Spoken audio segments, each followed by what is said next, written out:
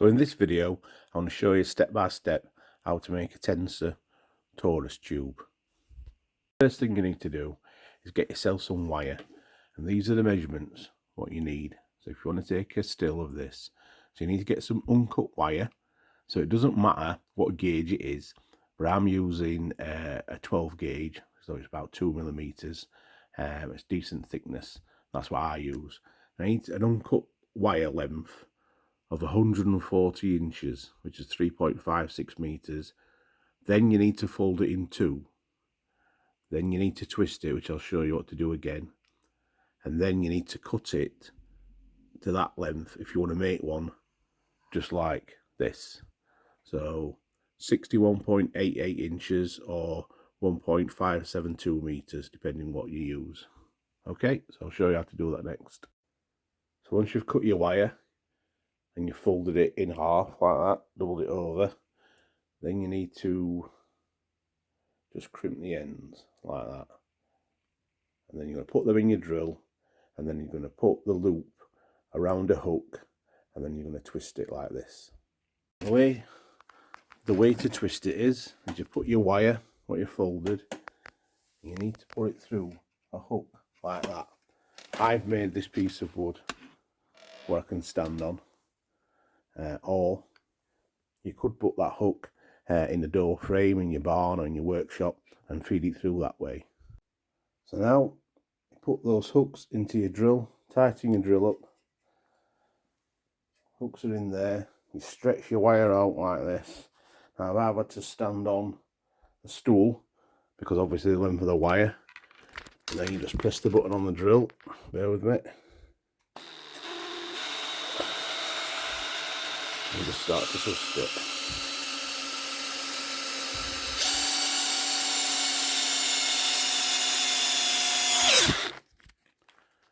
That's all you do.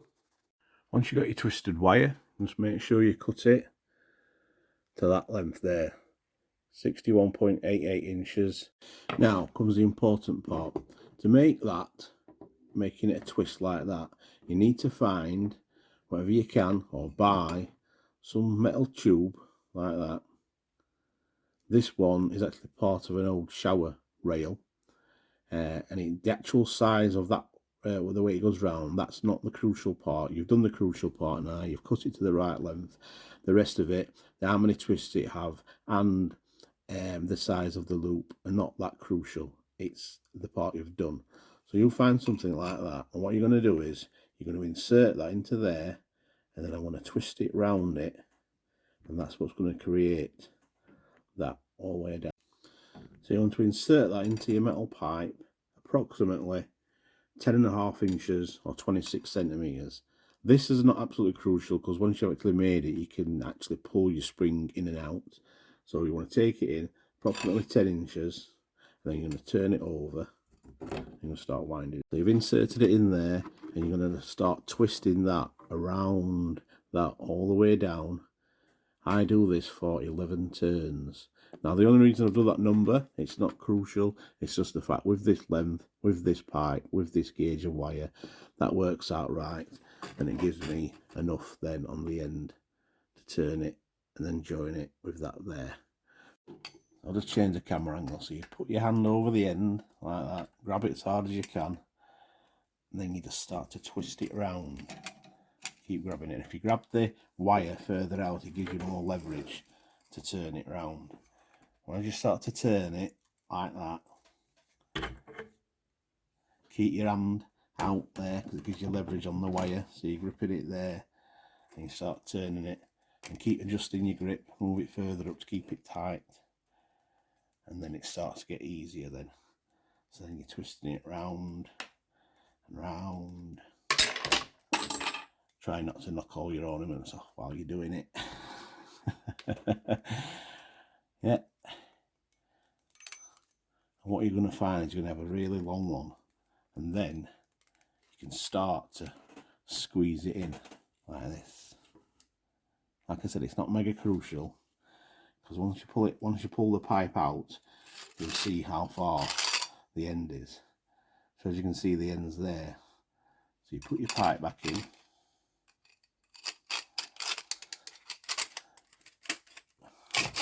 right to the end, and then squeeze. So grab there, squeeze it in like that, hold it for a second, let go. You can use your fingers to straighten these up, whatever you want to do. Pull it out. As you can see, it's there now. So what I'm actually going to do, squeeze this a bit more, and then I'm going to take that bit, I'm going to loop it up and bring it back down on itself. Now you've pulled your tube out and you've got that length there, just get some pliers, just take a hold, and you're trying to loop that wire back onto there.